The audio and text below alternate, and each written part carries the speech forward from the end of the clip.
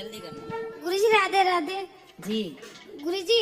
मैं क्या कहते हैं, मेरे घर पे 2 कान्हा जी हैं, तो मैं जॉब करती हूँ। मेरे हस्बैंड खत्म हो गए, क्या कहते हैं, उन्हें 10 साल हो गए।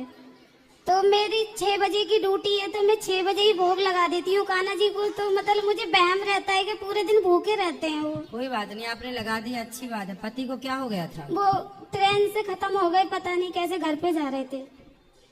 और मेरे ससुराल वाले ने भी, किसी ने भी साथ न दिया, ना मैके वालों ने, नहीं मुझे रहने के लिए। मैं किराए पे दिल्ली में रहती हूँ गुरुजी, और मैं 10,000 रुपए की नौकरी करके इन बच्चों को पाल ली हूँ। कितने बच्चे हैं? एक ये लड़की है और एक ये लड़का है गुरुजी।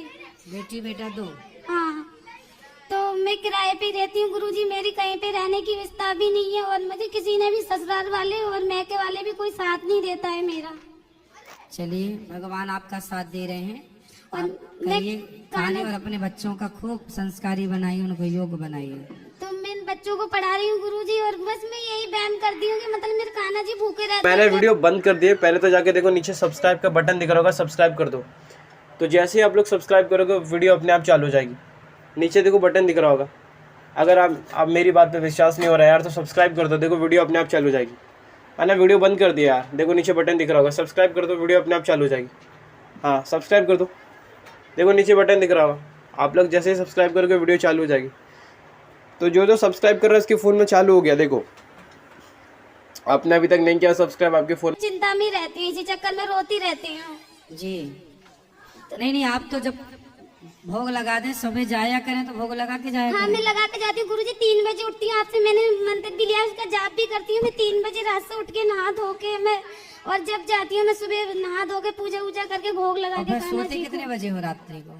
मैं सो जाती हूँ 9 बजे ही गुरुजी। क्या काम करते हो आप? मैं कॉल सेंटर में ड्यूटी करती हूँ गुरुजी। वहाँ का माहौल भी बहुत खराब है। कॉल सेंटर में कॉल अटेंड करते हैं? मैं सफाई का काम करती हूँ गुरुजी, पढ़ी लिखी नहीं है मुझे। अच्छा, वहाँ साफ सफाई। मुझे हिसाब किताब भी नहीं आता है ज्यादा अच्छे से। कोई बात नहीं, आएगा। आपके बच्चे खूब पढ़ जाएं तो वो करेंगे सब हिसाब किताब। तो मैं वहाँ पे जॉब करती हूँ, वहाँ बहुत बुरा माहौल है गुरुजी। वहाँ की लड़कियाँ फड़कियाँ सब बहुत दारू नशा करते हैं, मैं उन्हीं में जॉब करती हूँ मजबूरी में। वहाँ की लड़कियां दारू पीती हैं? बहुत पीती है गुरुजी, सिगरेट वगैरह, लड़कों के संग हमेशा वो यही काम करती रहती है। तो मुझे बहुत अफसोस होता है देख के वहाँ पे। तो आप उनको समझाते नहीं हो? वो गुरुजी बड़े घर के लोग हैं, वो हमें पागल बनाते हैं। मैं राधे राधे बोलती हूँ तो मुझे कहती है क्या भगवान का राधे राधे करते रहते हो आप रोज ही ना। अच्छा, वहाँ बहुत बुरा माहौल है गुरुजी। उसी में मैं मतलब रह के मतलब अपना पालन भी कर रही हूँ। जो आप बताते हैं उस चीज का मैं उस हिसाब आप से करते चल रही रहो, हूँ। आप उनको सही गाइड करते रहो, समझाते रहो।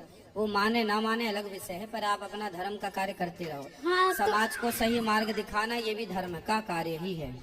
हाँ, तो वो गुरुजी मुझे पागल बनाते, कहते हैं कि अब हमेशा बस भगवान का नाम जपते रहते हैं, भजन गाते रहते हो, ये करते रहते हो। आप मैं फोन में हमेशा कथा सुनती रहती हूँ आपकी, मतलब लेट लगा के। तो वो जब भी आती उनसे आप पूछना कि चलो हम भगवान का नाम गा रहे हैं, भजन गा रहे हैं, और तुम शराब पी रही हो, तो तुम ही बताओ कि तुम सही कर रही हो कि हमसे। बहुत बहुत दर्जी से जैसे रहती हूँ गुरुजी, बहुत छोटे छोटे कपड़ा पहन के आती है, तो मुझे शर्म लगती है। मैं ऐसे आंखों पे वो रख लेती हूँ, तो मेरी हंसी बनाती हूँ कि गाँव की हो तुम, तो मैं अक्ल नहीं है मतलब ये है। और हमारे जो सीनियर है ना, वो भी हमें बहुत डांटते हैं। क्यों? वो कहते हैं तुम्हारा ड्यूटी करने का काम है, किसी मैडम को ऐसे बोलने का काम नहीं है, भक्ति करना है, घर पे करो जाके, यहाँ पे मत दिखाओ भक्ति। ठीक है, आप अपना काम करो चुपचाप, कोई बात नहीं। जब उन्हें पहनने में शर्म नहीं है तो फिर देखने वाले को ठीक है। अब अपन लोगों को भी आदत बना लेनी चाहिए।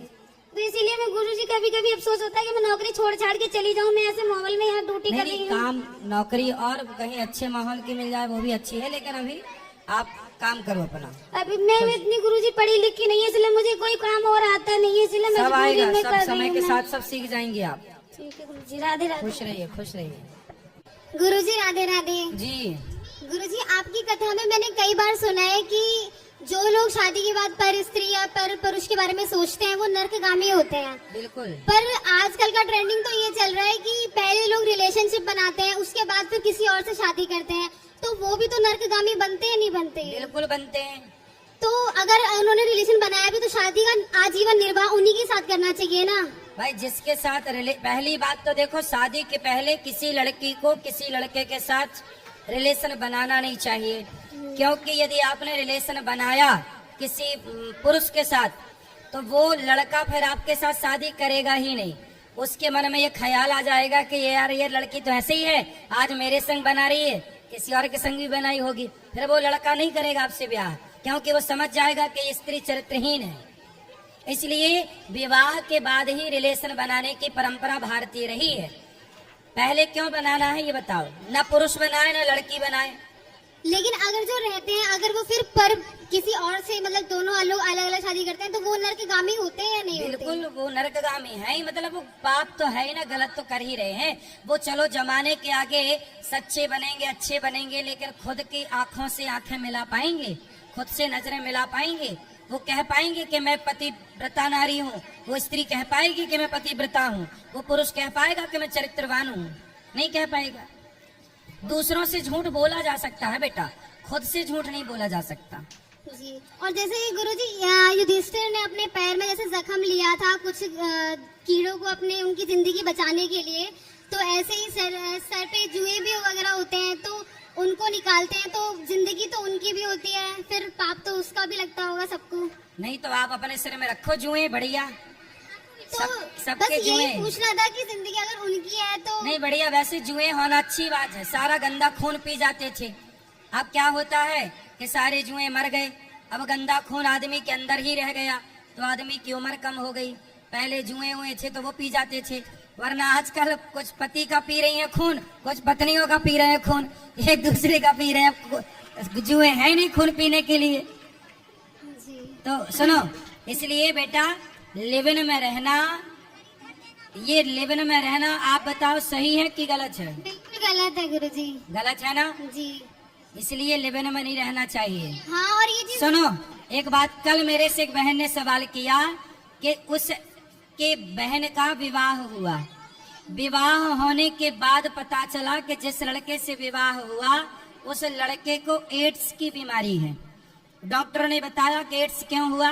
बोली ये लिव-इन में रहता था, बहुत सारी लड़कियों से संबंध था तो उसे एड्स हो गया। सोचिए लिव-इन में रहने वालों के ऊपर एड्स जैसी खतरनाक बीमारियां बिल्कुल होंगी ही होंगी 100%। इसलिए आजकल विवाह करने के पहले बार बार मैं एक बात दोहरा रहा हूँ कि लड़का लड़की दोनों अपना टेस्ट, मेडिकल टेस्ट जरूर कराएं, क्योंकि ये बीमारियां अनेक लड़की और अनेक लोगों के साथ, अनेक पुरुष या स्त्री, अनेक लोगों के संबंध बनाने से होता है, जिसमें कि लिव-इन में रहने वालों के ऊपर ज्यादा संभावनाएं हैं। जी। धन्यवाद गुरुजी। खुश रहिए। राधे राधे गुरुजी।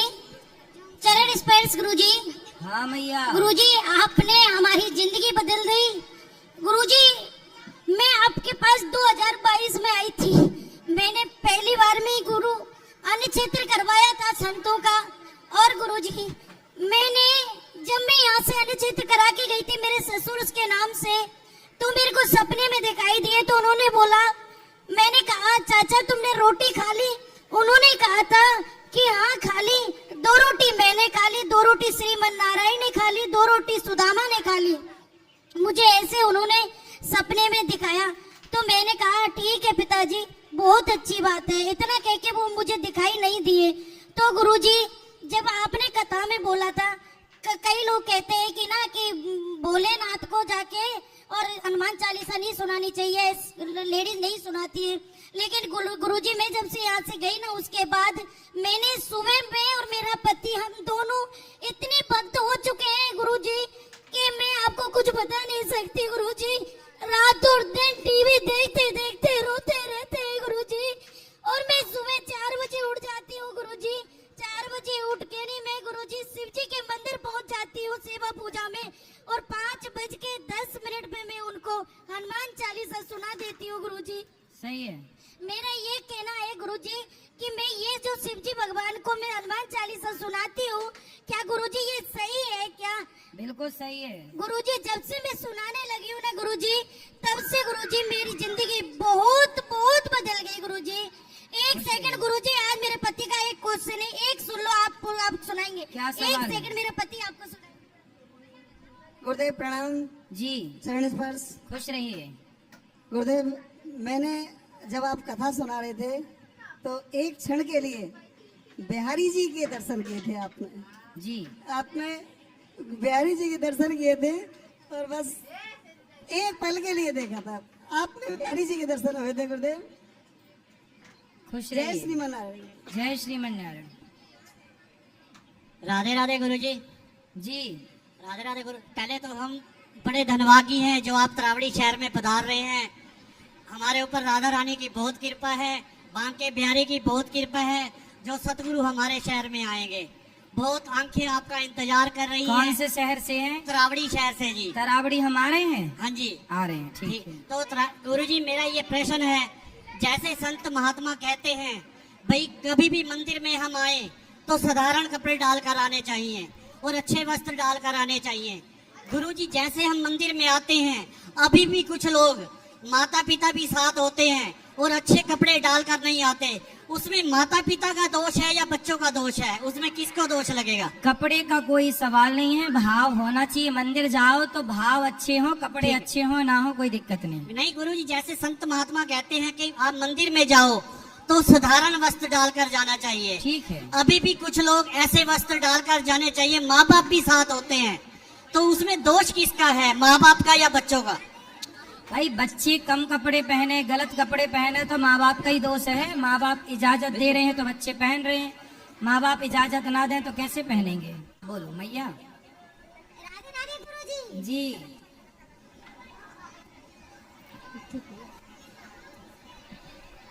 बोलो।